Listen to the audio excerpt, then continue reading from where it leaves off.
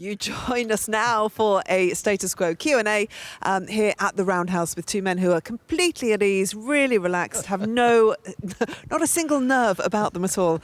How are you feeling? You've got one thing wrong there. Two men. Two men, yeah. Two grown men. Yeah, edgy, kind of edgy, yeah. More fear than nerves, I think. I'm frightened. What and why are you frightened? Why is it so daunting? Well, we did a preview night last night, as we told you, off camera and with relatives and stuff, and that went quite well. It did? But, yeah, I think so, quite well. But and then you think, it's always any show. I don't know what's going to happen. Always. It was frightening halfway through. It really was. When you nearly black out because you're so where? It was one of them. Yeah. So we've done all these songs, and we've been doing them for 40 years, most of them, and we've changed them all. They're all changed. The arrangements, the keys, everything's different. And you were just saying they're a lot shorter. Yeah, most of them are shorter. I think they're shorter. That's why there's so many in the set. So it just looks like it goes on forever, but it goes by quite quickly. About 8 minutes there. Which is a joy. Well, listen, we've got 90 minutes that people are going to be able to enjoy on the radio and on the red button. We put out a plea to your fans and just said we want some questions. We were inundated. We've had so many questions come through for you. So I'm going to rattle through these if that's okay. John on the email, this is the first one. Who had the original idea for the acoustic album, and considering the huge number of songs available, how did you choose the final songs that made it onto the album? Well, we were kind of lurking in a corridor, really, at Shepperton Studios. We'd just done an advert for an Australian supermarket, and myself and our manager over there, the fat one. We just started saying, what should we do? Just try this, try that, and it came about that, let's try an acoustic thing, and it all went from there. Really, it was just standing around in a corridor talking about it. Do you want to enhance? Well, I guess you have to keep yourself interested in what you're doing, and you have to keep the fans interested, don't you? Well, so yeah, but I mean, I think Jeff Smith's been pushing our manager for some time to do it, and Jeff Smith being the head of music, the baby man, and I wasn't too keen personally, and. Rick was quite keen. Once we got in the studio and started it, then it started to... It was like opening the petals of a flower. It just kept stretching and getting better and better. And it was supposed to be a 4 or 6 week project and ended up at 4.5 months.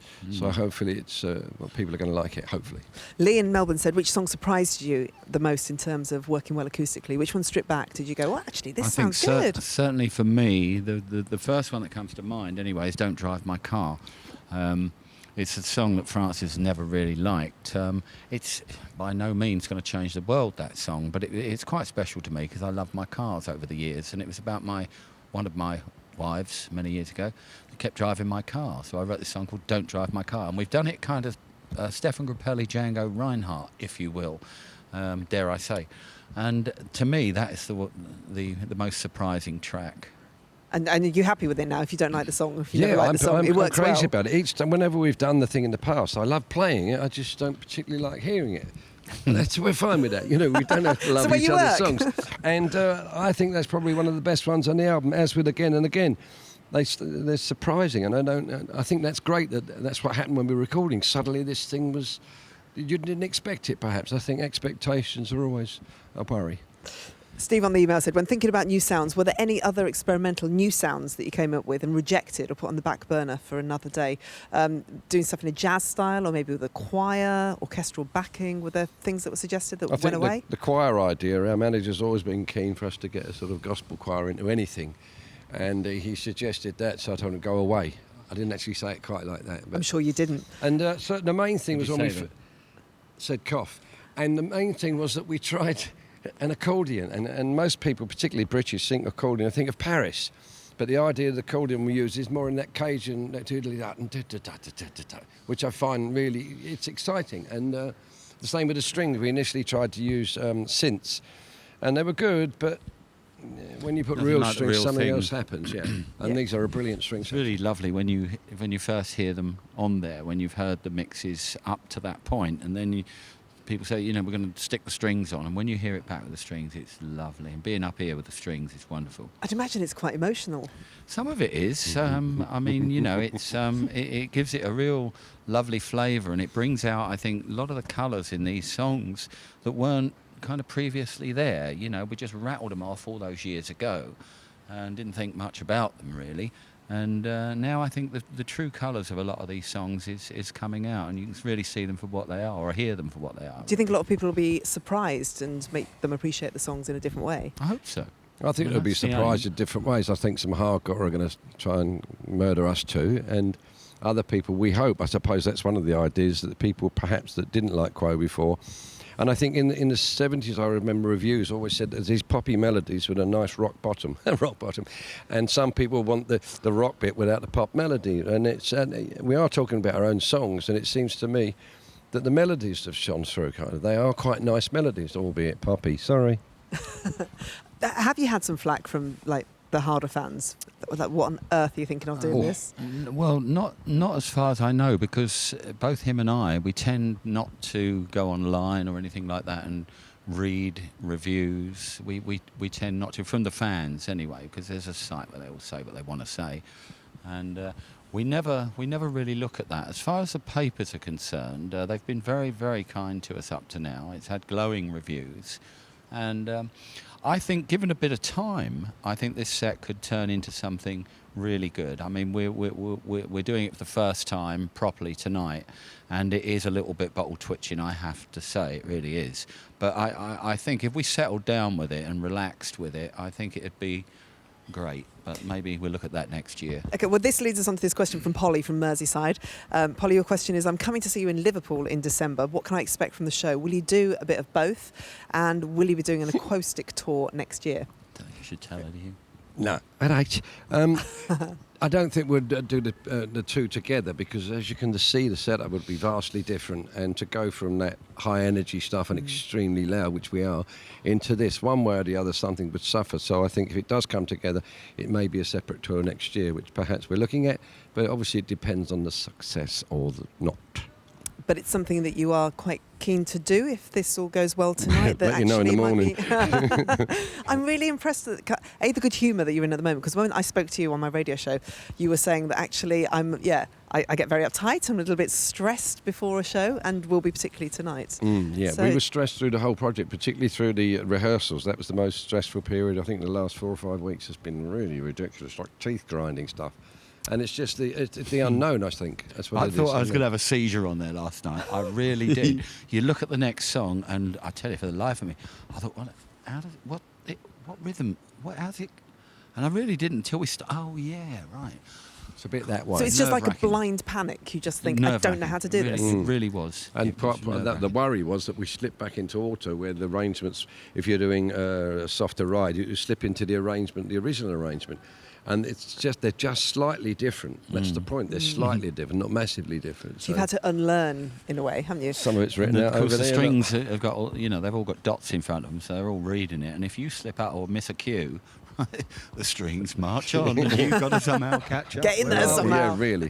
The reason you're looking down is because the set list is written down here, so that's what we're kind of referring to. Mark on email. Now, Hi, look Mark. at your legs, actually. Get out of here. Can you remember the make and the model of your first acoustic guitars? It's Yeah, I can. Question. That was in 1958. And 1958. I got, for Christmas, I received a Framus from my mum and dad, and I shall always remember opening the case and the smell of the varnish on this guitar. I shall never ever forget that. So yeah, it was a little Framus. You remember it well. I had a Framus too, yes. I just remember. Were Framus good? Was this what everyone coveted, or were they? No, I think that's all there was in this country, really. And American guitars were extremely expensive. And I'd seen the Everly Brothers on television, and I wanted to do that with my brother. And he changed his mind and got a train set. So, so I sold that some years later and got my own back on him. Git. Have you got a favourite guitar? Is it possible to have a favourite guitar? Well, obviously our stage tellies are very, very special. I mean, we both bought them in mid-70s, early 70s, I guess we came across them. 1968 I got mine, because I got one lost. All right, 60s then, late 60s we got them. Yeah. I think I got mine in 1970, somewhere around there. I got it in Glasgow. It was £80, which is quite a lot of money at the time. What's the most money you spent on a guitar? 90. 100. I bought something recently for £8,000. £8,000. Francis Rossi, tell me, what was it? It was made for me at Status. He's the guy that makes the basses for John. He's made some other guitars for us, and it was a prototype thing. And obviously, when making a completely new mould, I was to try and replace the main telly, and it might not even do that now. So it hurts a little bit. That's not your... Oh my gosh. It's not you. No, the other one. It's not you. Oh, that one. Fine. And Nice we'll move on to guitar. the next one. Rachel on the text, asking on behalf of my mum, Anne, who will be in the audience tonight, which gig stands out as the most memorable experience and why? Well, I There's mean... a lot to choose from. Yeah. As we always say, I mean... Livid. Yeah, Live Aid obviously comes to mind, but the Nordiv Robbins show at... Nebworth. That's the one. At Nebworth. Nebworth, that was fantastic. I mean, that was an amazing day. And I guess the one in Germany that we did for Her Majesty, was it the decommissioning of the troops in Berlin? And we actually played that day to 340,000. And that's the biggest audience we've ever played to live in front of you. And that was quite a gig, yeah. That must be like an out-of-body experience. Well, you just can't see the end to the audience, so you just can't think about it. You just play and do it. I didn't find that really enjoyable because of the vastness of the audience. There's no end to it. I So find it's that weird. difficult to connect with them. Yeah, really, and that's why I think the Live Aid was good, because the original Live Aid was in Wembley, and whenever they panned out, it looked like somewhere you wanted to be. And the one they did later on was at Hyde Park, so it didn't have a bottom to it, bum. And so whenever they panned out to me, it was always a negative somehow. It didn't look like a place you wanted to get to. It fizzled out of the back. You So I think they should left it to one. With festivals and stuff like that, where you do have 50 to 100,000 people, they're all on one level, and you really can't get to the people at the back. You probably are getting to them, but you can't experience them, you can't see them, you know. That's why, as Francis was saying, you do somewhere like Wembley or given any football stadium where people are up the sides and, you know, you can see everybody and you can feel everybody. It's so much better. Sometimes doing a gig to a lot of people, it's like Glastonbury. I mean, there's so many people there and you just can't see to the back. Then we're here at the Roundhouse, and this must be a delight to play because it's so intimate. You're enjoying us being nervous, aren't you? We're playing in a railway shed. It's almost an evening with Status Quo. Isn't it? It almost is. It's getting that way. Neil on the email, has anyone in the band got any superstitions before going on stage? What happens? What are the rituals? Can't really tell you. Other than the last pee, not much. Really. It's all about the toilet, isn't it? Yeah, it You is, must go, yeah. mustn't you? Otherwise you're in trouble. Trouble is when you're on, it doesn't change. You know? No nipping off tonight. No. Peter says, I first saw you perform in 1979 at Market Hall in Carlisle. I still get a buzz when you come on stage. Do you get a buzz from touring still? Yeah, we get a buzz from living on the bus. Him and I were terrible for that. And it's like as soon as I finish tonight, I shall be in the bus and it's all familiar. I love that. So it's like anybody going to work. You enjoy doing it. And then it's finished, and it's like you've made it and got through it again. I find that every evening, and this evening, honestly, it's going to be so special to finish. How will you celebrate? Get on the bus, have a cup of tea. Cup of tea and go to Cup bed. of tea. Watch a movie. Biscuits? And go Oh through, yeah, suggestions. Nice dunk. Bit of Yeah, dunking. yeah. So you've done it. We're All always the time. dunking on the bus. Amanda in Surrey, what do you think of the modern music industry and how it's changed over the years? Industry or music? Music industry, she says. Well, the industry's become more and more obviously budget-driven and account-driven and capitalistic. It has to make money or it doesn't count. And I find that with the X Factor thing that goes on, they say they're looking for X Factor. Well, we're not. We're making television. And I think a lot of those people are told by their parents, you're so good, darling, you're so good, darling, you're so good, darling.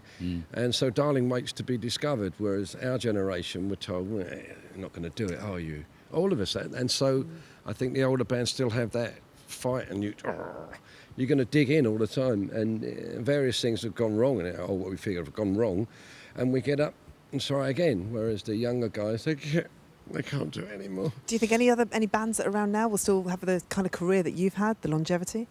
I don't know if any of them aspire to do that. I mean, I still see U2 as a young band, but they're not, are they? Aren't they 50s? Well, people would say that they're not so much, yeah. Yeah, But they're still that's keeping it. on going, you know? Well, they seem to want to keep going. You know, they're going to Maybe do it's that, whatever maybe it's they the drive. If you just want to keep going, then... I'm just And if pleased you're that lucky. we kind of broke, if you like, when we did in the early 70s, because I'd really hate to start out now because it's such a cutthroat business now. I mean, back then it was kind of romantic, if you will, you know, and we were all sort of challenging one another for chart places, us, The Move, The Herd, Amen Corner, people like that, you know, we've gone up 2 more than you, and it was all lovely, it was There's a fun, camaraderie it was- amongst you. It There was, was, yeah, yeah. it was great. And if you went up the charts, you got on top of the pops. It was as simple as that.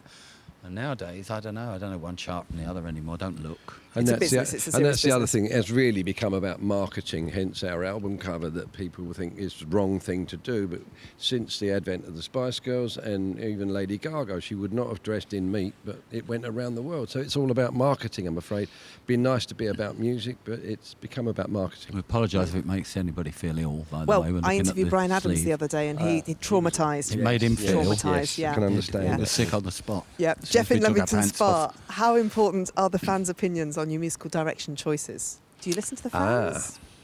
It depends because, as Rick said, we don't really listen to our thingy page anymore because some of that got so negative, and that does seem to happen with most bands, that if they're really close fans, they feel they can tear you apart, but they'll still turn up at the game next week, kind of. And you kind of try and take it on, but it sometimes can narrow things down and restrict you from moving. So I don't think our fans would have suggested us doing this, but we really enjoyed doing this. First and foremost, I think you've got to be happy with it yourself, because if you try and appease the fans all the while, but you're not doing it the way you want to do it, then I don't think you're going to enjoy it. So well, I guess the reason they like you is because you knew what you were doing in the first place and you were making the kind of music you wanted, so they have to trust you. Some say we knew what we were doing in the first place, but none of it really, I say it doesn't matter, that's the wrong way to put it. We didn't care, we were just, fancy free. It didn't matter, just go in and do it. It didn't matter about overspill or anything like that, just make it raw, make it quo. And we didn't care about it too much. We just went in and did it. But we loved it, and as long as we love it, then we hope everybody else does. But we got to love it first. Right, I'm going to end your agony now. Well, I'm not. I'm just going to stay the agony. That's starting later on. Thank you for talking to me and answering all the fans' questions. Thank you. It's going to be showtime pretty soon. Good luck. Ladies and gentlemen, it's showtime. Toilet that way. Yeah, hope you enjoyed the Status Quo Q&A, and the band will be on the red button, and they'll be playing for you later.